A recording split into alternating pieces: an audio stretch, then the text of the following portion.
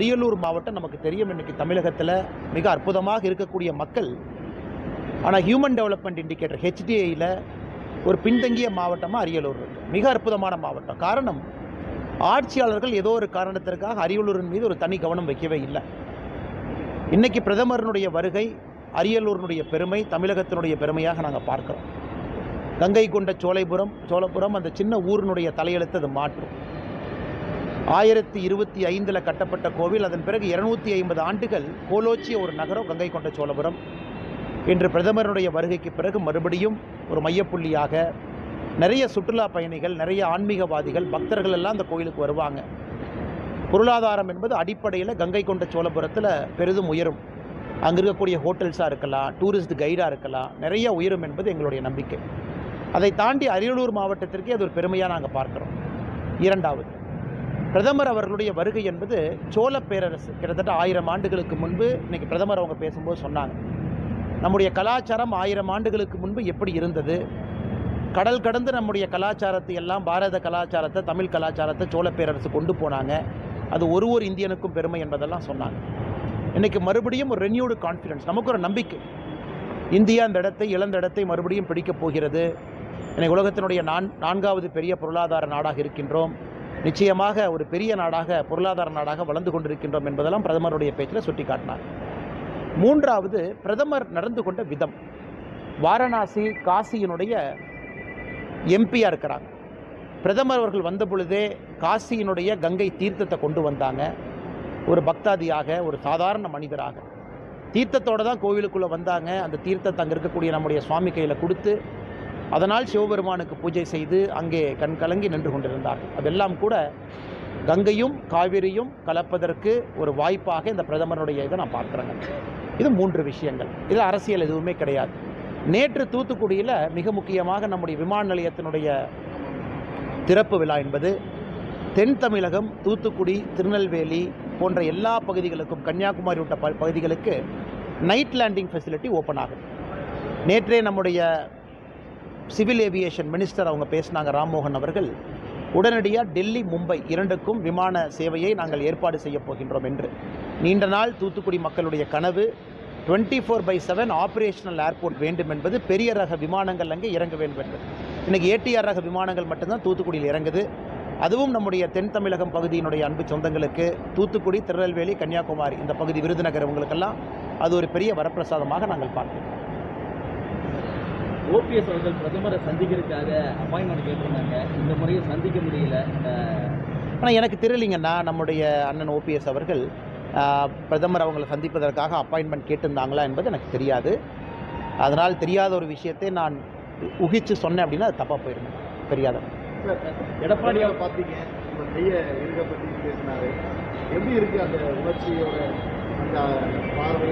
சரிங்க, பிரதமரை பொறுத்தவரை எப்பொழுதுமே நான் சொல்வது ஒன்றுதான், நாங்கள் எல்லாம் சாதாரண தொண்டர்கள் தான். அது எப்போ நம்ம தோளில் தட்டி கொடுத்தாலும் சரி, கையை பிடித்தாலும் சரி, எங்களை பொறுத்தவரை அது தமிழக மக்களுக்கு தன்னுடைய அன்பை எங்கள் மூலமாக சொல்கிறாரு.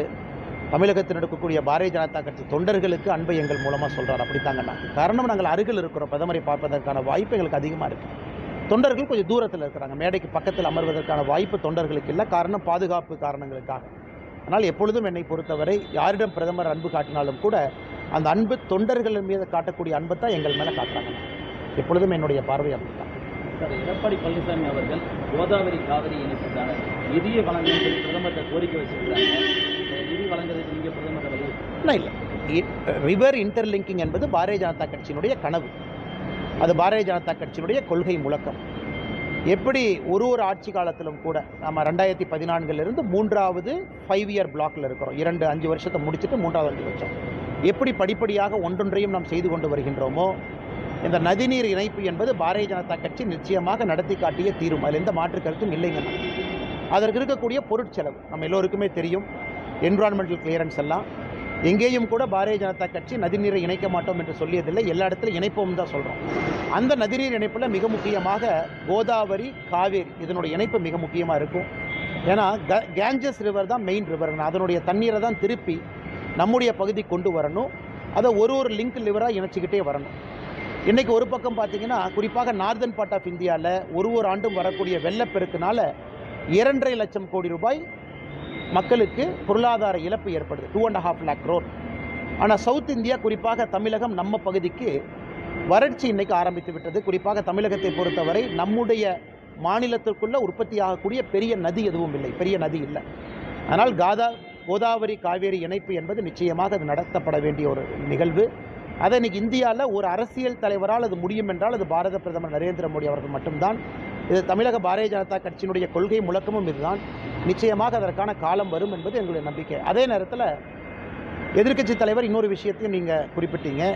ஃபார்மர்ஸ், நம்முடைய விவசாய நண்பர்களுக்கான சிபில் ஸ்கோர், அது தொடர்ந்து மத்திய அரசு பரிசீலனை பண்ணிக்கிட்டு தான் இருக்கிறாங்க. நான் விவசாயிகளை பொறுத்தவரை சிபில் ஸ்கோரை கொண்டு வருவது கஷ்டம். இது அன்னைக்கு மத்திய அரசு எங்கேயும் யாருக்கிட்டையும் சொல்ல சிபில் ஸ்கோர் போடுங்கன்னு. அது வங்கி கணக்கு வைத்திருக்கக்கூடிய ஒரு பேங்க்கும் சிபில் ஸ்கோரை போடுறாங்க. அதனால் நம்மை பொறுத்தவரை விவசாய பெருமக்களுக்கு மாதம் சம்பளம் வாங்குறவங்க கிடையாது. மாதம் சம்பளம் வாங்குறவங்க இஎம்ஐ கட்டுறவங்களுக்கு சிபில் ஸ்கோர் போடலாம். 3 மாதத்துக்கு ஒரு முறை வருமானமோ ஆண்டுக்கு ஒரு முறை வருமானம் வரக்கூடிய விவசாயிகளுக்கு, ஏன்னா பயிர் அறுத்தா தான் வருமானம் வரும், அவங்களுக்கு நம்ம சிபில் ஸ்கோர் போடவே முடியாது. அதனால் அதிலும் பாரதிய ஜனதா கட்சி தொடர்ந்து நாங்களும் உறுதியாகத்தான் இருக்கின்றோம். ஒரு விவசாய பெருமகன் வேறு ஏதாவது ஒரு கடன் கேட்பதற்காக வங்கியை அணுகும் பொழுது அவங்கக்கிட்ட சிபில் ஸ்கோர் கேட்டாங்கன்னா அது தவறான ஒரு நடைமுறை. அது மத்திய அரசும் இதை உணர்ந்து தான் இருக்குதுங்கண்ணா. சார், இந்த மாதம் கடைசிக்கு வெயிட் பண்ணுங்க, முக்கியமானது இருக்குன்னு சொன்னீங்க. முக்கியமானது இருக்கும் எங்கேயும் சொல்லிங்கன்னா, எனக்கு கடந்த 2-3 மாதங்களாக மக்களை சந்திக்கிறேன், வேலையை செய்கிறேன். அதே நேரத்தில் நம்முடைய ஃபவுண்டேஷன் வீத லீடர்ஸ் அந்த வேலையும் ஒரு பக்கம் போயிட்டுருக்குங்கன்னா, தோட்டத்து வேலை எல்லாமே பார்த்துக்கிட்டு இருக்கோம். பத்திரிகையாளர் சந்திப்பு என்பது அடிக்கடி நேரடியாக பேசுவதற்கு வாய்ப்பு குறைவாகத்தான் இருந்தது. காரணம், தலைவர்கள் ரெகுலராக சந்திக்கிறாங்க, உங்கள்கிட்ட பேசுகிறாங்க. இன்றைக்கி கங்கை கொண்ட சோழபுரத்தில் நம்முடைய தலைவர்கள் வருகை கொஞ்சம் தாமதமாக இருந்தது. காரணம், பிரதமரோடு அவங்க வந்தாங்க. அதனால் காலையில் நான் பத்திரிகையாளர் நண்பர்களை சந்தித்தேன், பிரதமருடைய விஷயத்தை பற்றி பேசுவதற்காக. தேவைப்பட்ட நேரத்தில் மாநில தலைவர் நயினார் நாகேந்திரன் அவர்கள், நம்முடைய மூத்த தலைவர்கள் எல்லாம் பத்திரிகை நண்பர்களை சந்திக்கிறாங்க. என்னை பொறுத்தவரை பத்திரிகை நண்பர்களை சந்திப்பதற்கான நேரம் நீங்கள் கேட்டீங்க, அது தொடர்ந்து விரைவில் நான் அதிகமாக சந்திக்க ஆரம்பிக்கிறேன்னு சொன்னாங்க. இல்லை சார், உங்களுக்கு புதிய பொறுப்புகள் கொடுக்க வாய்ப்பு இருக்குன்னு பேசப்பட்டு, அதாவது வந்துங்கன்னா, நம்முடைய கட்சியை பொறுத்தவரை தேசிய தலைவருடைய தேர்தல் நடக்கணும். ஏன்னா பாரதிய ஜனதா கட்சி தமிழகத்தினுடைய பொறுப்பாளர்கள் இன்னும் முழுமையாக நம்ம தேர்வு செய்யலை. மாநில தலைவர் அதற்கான வேலையில் இறங்கியிருக்கிறாங்க. மாநிலத்தினுடைய துணைத் தலைவர்கள், செயலாளர்கள், பொதுச் செயலாளர்கள் அதை முடிக்கணுங்கன்னா அகில இந்திய அளவில் இன்றைக்கி மாநில தலைவர்கள் பொறுப்பு மட்டும்தான் நம்ம மாற்றியிருக்கோம். நிறைய வேலைகள் இருக்குது. நாங்கள் எல்லோரும் சாதாரண தொண்டர்கள். பொறுப்பு வந்தாலும் அதேபடி தான் வேலை செய்வாங்கன்னா, பொறுப்பு இல்லையான்றாலும் அதேபடி தான் வேலை செய்வோம். அதனால் பொறுப்பு என்பது எல்லோரும் எல்லாமே நிலையில்லாத பொறுப்பு தாங்க, நான் மாறிக்கிட்டே தான் இருக்கும். அதனால் பொறுப்புக்காக எங்கள் வேலையை குறைச்சிக்கிட்டோம், நாங்கள் வேலை செய்ய மாட்டோம் அப்படிங்கிற பேச்சுக்கு இடம்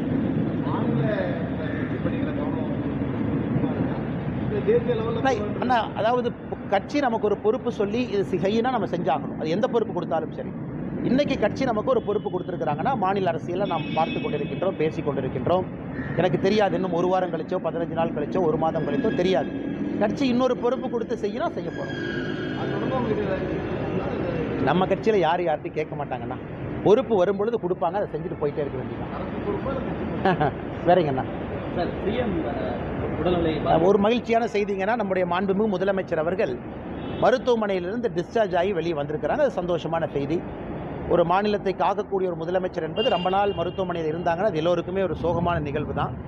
அதை நாங்கள் நிச்சயமாக நல்ல விஷயமாக பார்க்குறோம். அப்படின்னா உடல்நிலை தேறி இருக்கிறது, அவர் கடினமான பணிச்சுமை எடுத்துக்கொண்டு பணி செய்யலாம். இது ஒரு பக்கம்.